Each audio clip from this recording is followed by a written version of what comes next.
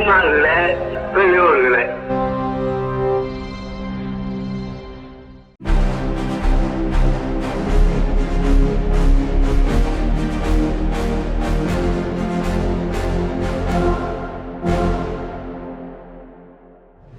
அனைவருக்கும் வணக்கம். உலகின் ஒரே பகுத்தறிவு நாளேடான விடுதலையில் வந்துள்ள இன்றைய செய்திகளை பார்க்கலாம்.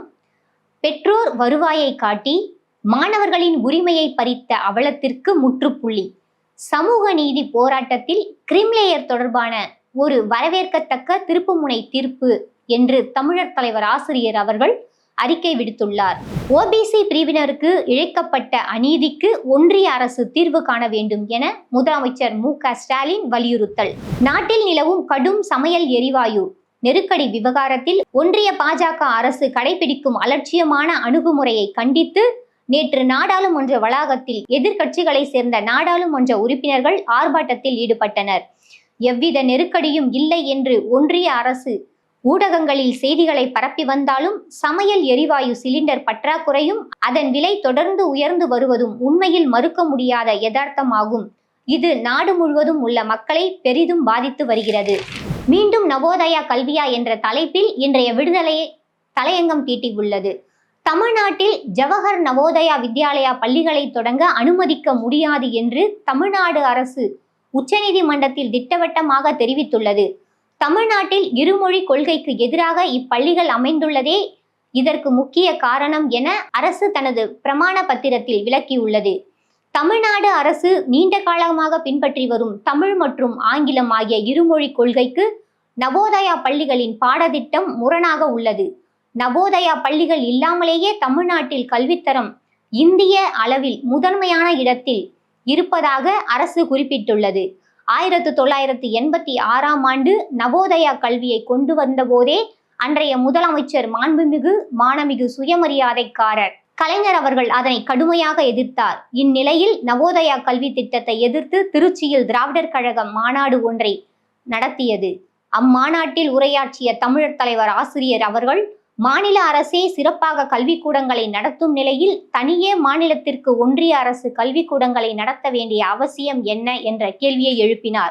கல்வி நெறி காவலர் நேத்து சுந்தரவடிவேலு அவர்கள் நவோதயா கல்வி என்பது குடிசைக்கு பக்கத்தில் பெரிய பங்களா கட்டுவது போன்றது என்று மிக அழகாக கூறினார். தேசிய கல்விக் கொள்கை என்ற பெயரால் இந்தியை திணிக்க ஒன்றிய RSS BJP அரசு திட்டமிட்டிருந்தது. அதனை தமிழ்நாடு முறியடித்த நிலையில் இப்பொழுது மீண்டும் நவோதயா என்ற பெயரில் ஹிந்தி சமஸ்கிருதத்தை திணிக்கலாம் என்ற திட்டத்தில் காயை நகர்த்த பார்க்கிறது. தமிழ்நாடு முதலமைச்சர் சொன்னது போல எந்த ஒரு முகமுடியை போட்டு வந்தாலும் தந்தை பெரியாரின் மண், திராவிட இயல் கொள்கை வேர்பிடித்த மண் நிராகரித்துவிடும், நிர்மூலமாக்கிவிடும், எச்சரிக்கை என்று தலையங்கம் இடம்பெற்றுள்ளது. கவிழ்கிறது நாகாலாந்து ஆட்சி, தனித்து ஆட்சி அமைக்க நாகா மக்கள் முன்னணி தீவிரம். சமக்ர சிக்ஷா திட்டத்தின் கீழ் தமிழ்நாட்டிற்கு ஒன்றிய அரசின் நிதி நிலுவையில் உள்ளதா? மக்களவையில் தமிழச்சி தங்கபாண்டியன் எழுப்பிய கேள்விக்கு உண்மையை ஒப்புக்கொண்ட ஒன்றிய அரசு. IFS முதன்மை தேர்வில் வெற்றி பெற்ற மாணவர்களுக்கு மாதிரி ஆளுமை தேர்வு தமிழ்நாடு அரசு அறிவிப்பு. ஆவடி கனரக ஊர்தி தொழிற்சாலையில் ஓராண்டு பழகுனர் பயிற்சி, விண்ணப்பங்கள் வரவேற்கப்படுகின்றன. தமிழ்நாடு சமையல் எரிவாயு தட்டுப்பாடு, எஸ்மா சட்டத்தை திணிக்கும் மோடி அரசு. விடுதலை சிறுத்தைகள் கட்சியின் தலைவர் தொல் திருமாவளவன் கண்டனம். குற்ற வழக்கு தொடர்பு துறைக்கு தேர்வு செய்யப்பட்ட 45 நபர்களுக்கு பணி நியமன ஆணை வழங்கினார் முதலமைச்சர் மு.க. ஸ்டாலின். 1800 பேருக்கு வேலை கிடைக்கும். டெல்டா மாவட்டங்களில் ரூபாய் 119 கோடியில் புதிய நியோ டைட்டில் பார்க் முதலமைச்சர் மு.க. ஸ்டாலின் அடிக்கல் நாட்டினார்.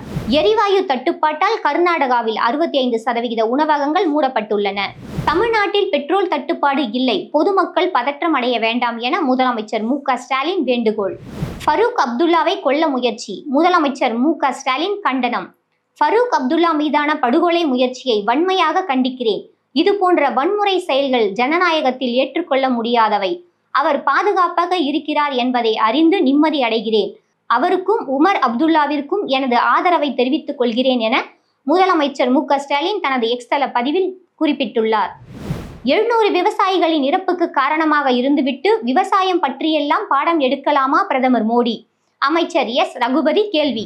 மாநிலங்கள் மீது சுமை. புதிய ஊரக வேலைவாய்ப்பு திட்டத்தை மாநிலங்கள் மீது சுமையை சுமத்துவதன் மூலம் அத்திட்டத்தை முடிவுக்கு கொண்டு வர நீங்கள் விரும்புகிறீர்கள் என காங்கிரஸ் எம்பி இப்ராம் பிரதாப் கர்கி கண்டனம்.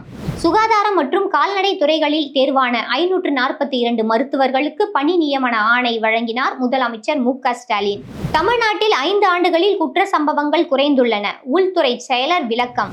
தமிழ்நாட்டில் கடந்த சில நாட்களாக குற்ற சம்பவங்கள் அதிகரித்து வருவதாக தகவல்கள் பரப்பப்பட்டு வரும் நிலையில் தமிழ்நாடு உள்துறை செயலர், பொறுப்பு காவல்துறை தலைமை இயக்குனர் உள்ளிட்டோர் இது குறித்து விளக்கம் அளித்துள்ளனர். அவர்கள் கூறுகையில், கடந்த 5 ஆண்டுகளில் தமிழ்நாட்டில் குற்றங்கள் குறைந்துள்ளதாக தெரிவித்துள்ளனர். தலைமை தேர்தல் ஆணையரை நீக்கும் தீர்மானத்தில் 200 எம்பிக்கள் கையொப்பம். அமெரிக்கா இஸ்ரேலுடன் போரை நிறுத்த போர் மூலம் ஏற்படுத்திய சேதத்துக்கு இழப்பீடு வழங்க வேண்டும். எதிர்காலத்தில் ஈரான் மீது தாக்குதல் நடத்தக்கூடாது என பன்னாட்டு உத்தரவாதம் அளிக்கப்பட வேண்டும் உள்ளிட்ட 3 நிபந்தனைகளை ஈரான் விதித்துள்ளது.